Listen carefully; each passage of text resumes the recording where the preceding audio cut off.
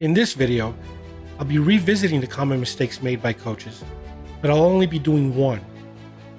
By doing these one at a time, it'll allow me to do a little bit deeper dive into the idea.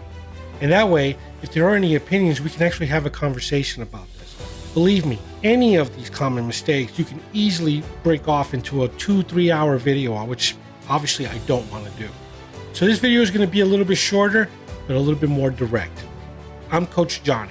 This is Johnny's Kids, a channel designed to remind everyone that the game belongs to them.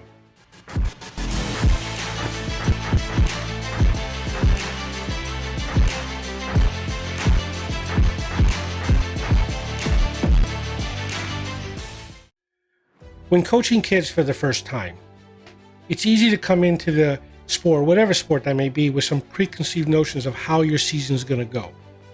The best thing to do is to come in humble and realize that this is a learning thing. The more you do it, the better you get at it, just like anything else we do in life.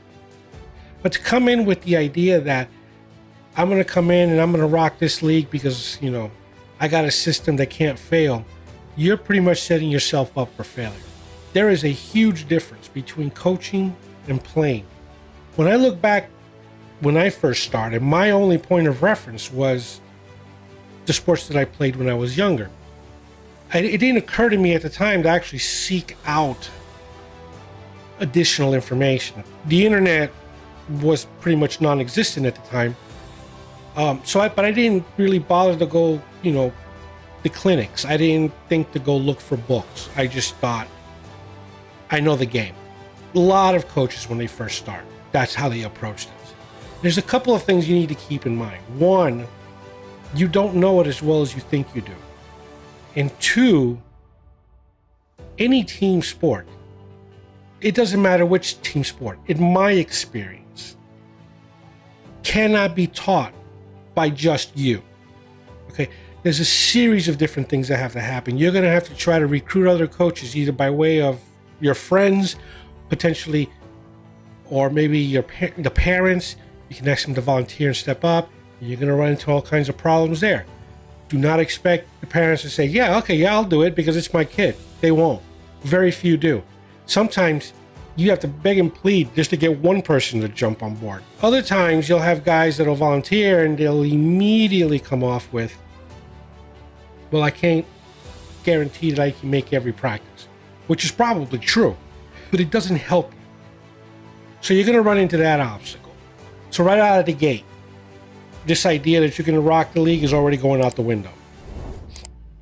Another thing to consider is when you're coaching youth kids, almost always, you're going to end up with a bunch of kids that don't meet the expectations that you had when you saw them warming up or when you saw them doing tryouts. In some leagues, they do tryouts that allow coaches to draft their players.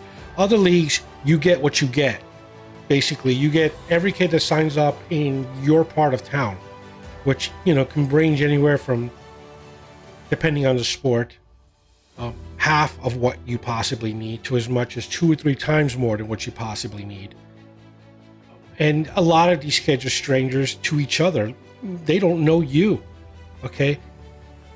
So the first thing that needs to happen is you need to start setting expectations to the players, setting different expectations to the parents, and understanding that no one knows anyone, and we're starting from square one, and you're starting by yourself.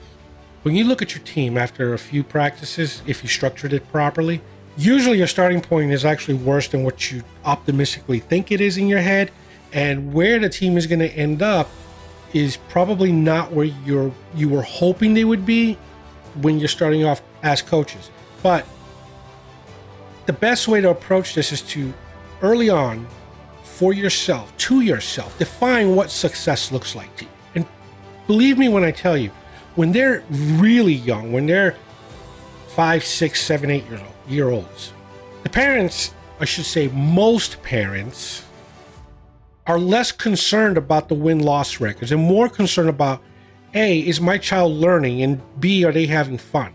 And those should be your number 1 and 2 priorities going into a season with those very young kids.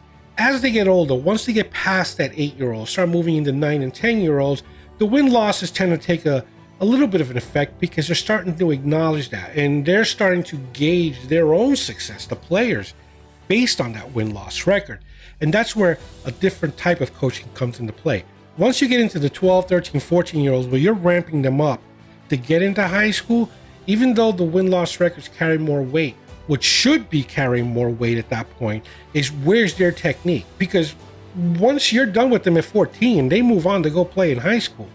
That's got your fingerprints all over it. So you want to make sure that what you're sending up there can be continuously built on, can be continuously taught, because they understand all the fundamentals. But at the ages of 5, 6, 7, you're teaching them those fundamentals. So win-loss records don't even matter. It's all about where are they now, where are they going to end up. At the end, what you're hoping is going to happen, okay, is that they're 100% better than when they started. And that should be your definition of success. Not every child starts from the same point. Some kids are a little bit better than others right out of the gate. Some of them because they've had exposure to the game. For example, soccer and basketball. Baseball, another one.